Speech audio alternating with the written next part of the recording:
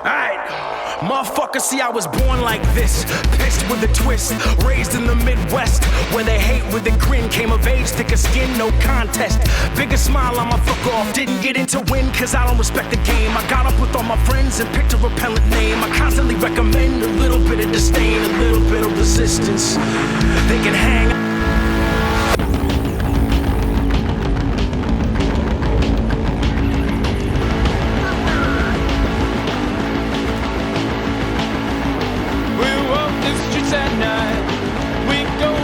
Elevator desk.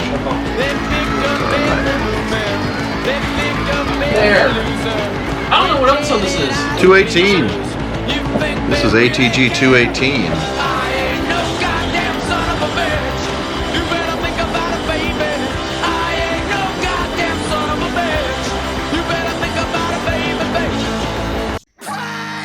In the backyard, where the grass and spider webs grow up next to us. Say, what's your interest? Tell me how you plan to give up on all of them. Hey, but we'd leave. Could have stayed for a while if we knew where we're running up high. In the basement, concealed well enough so we won't get evicted.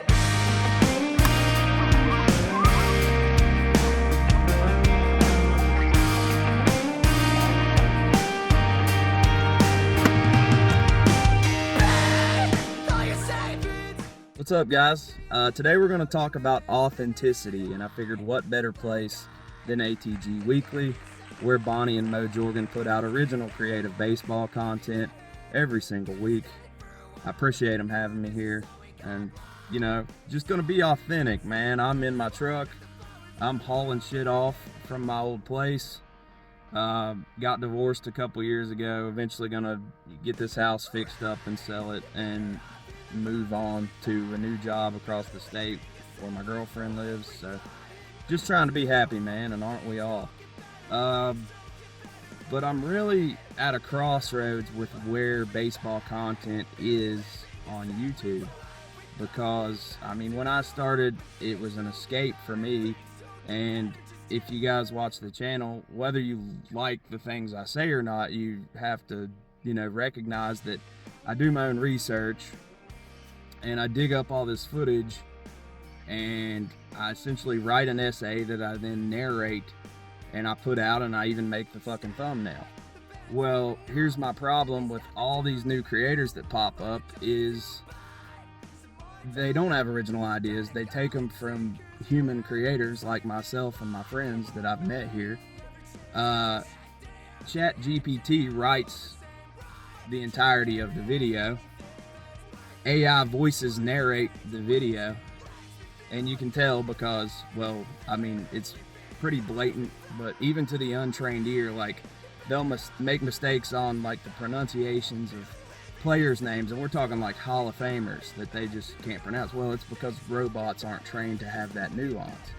And even their thumbnail pictures, like, one that's glaring to me is one that's hitting the algorithm really hard right now of, like, talking about drugs in 80s baseball, kind of my shtick, where it's just Keith Hernandez's face warped to look like just some kind of fucked up junkie. And I don't even mind calling these channels out necessarily, because I mean, it's not anyone's intellectual property anymore. The intellectual property belongs to the people who told the stories in the first place, the players themselves, etc. They got a fleet of robots that make their content, and real people can't keep up with that. And the algorithm is going to keep rewarding these channels that shit out content way faster than real people who have things going on in their lives. And man, I want to continue, but it's getting tough because, like, so many people just don't realize that this is happening. And I know one of the channels just, it's like they wait for specifically me to put stuff out, and then they crack it out to the algorithm they've developed by being fake, and it gets thousands of more views.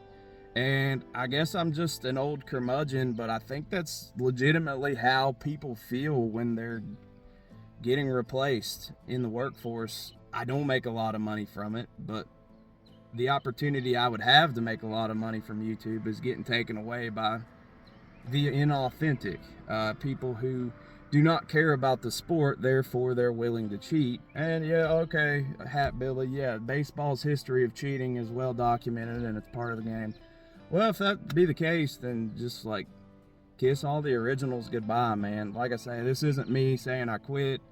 I'm just a little pissed off. Just to quote the great T. Tony Turnstile, this is an airing of baseball grievances. Take it easy. In our case, we have chosen the sports niche for today. The sports niche is intriguing because you can venture into any category of sports, whether it's boxing, rugby, soccer, football, basketball, or any other sport you enjoy. So once you've narrowed your niche to a sport you want, you can start searching for videos related to that sport and re-uploading them to make money. I recommend that when you do this, you include commentary on top of the sports videos to avoid being banned. Gary Gaetti has 400 plus doubles, 300 plus home runs. Yeah. Reading this word for word of what I just typed into Discord.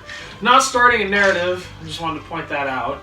However, if we did a ballot, if we had a ballot for players who look like rats, Gary Gaetti would have my vote. He's definitely a rat-like looking dude. Baseball world was saddened by the loss of one, quite possibly the greatest player to grace both leagues. He's right there. Yeah. MLB and NEL.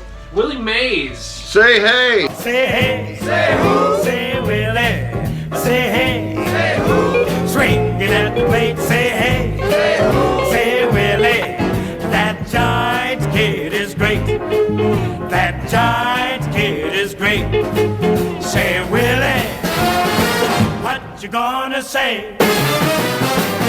Say hey. The Rickwood game. Yeah. Was a really good showcase of Mays. Game was good. I found out Brandon Donovan grew up in Alabama. Yeah, I didn't know that. He went off, had a good game. Broadcast was good. They did a great job talking about Mays. They did a great job talking about the stadium, presentation, and everything was good. I just kind of had one beef. What's your beef? What's your beef? I feel like they didn't talk enough about the actual Black Barons team. They did interview Bill Greason.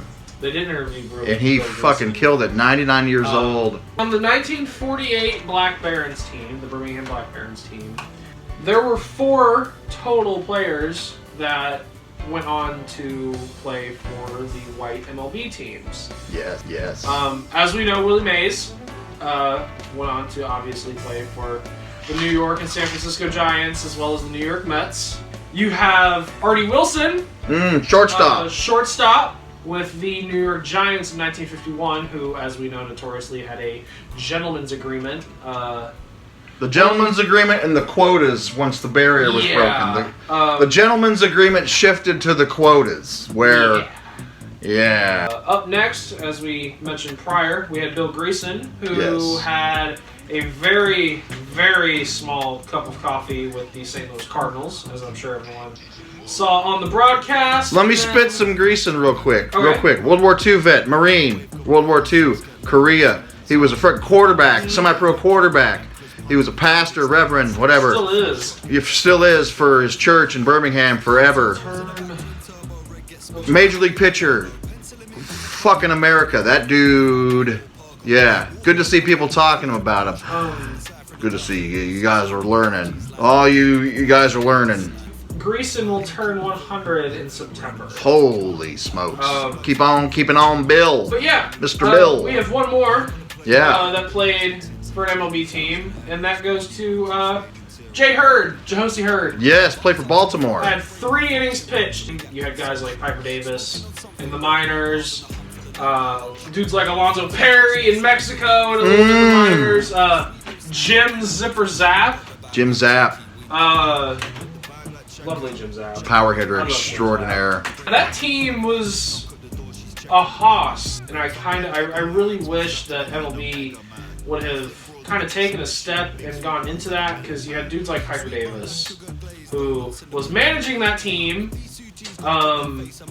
and was fantastic in PCL, Mexico, all of that. And he's a local guy.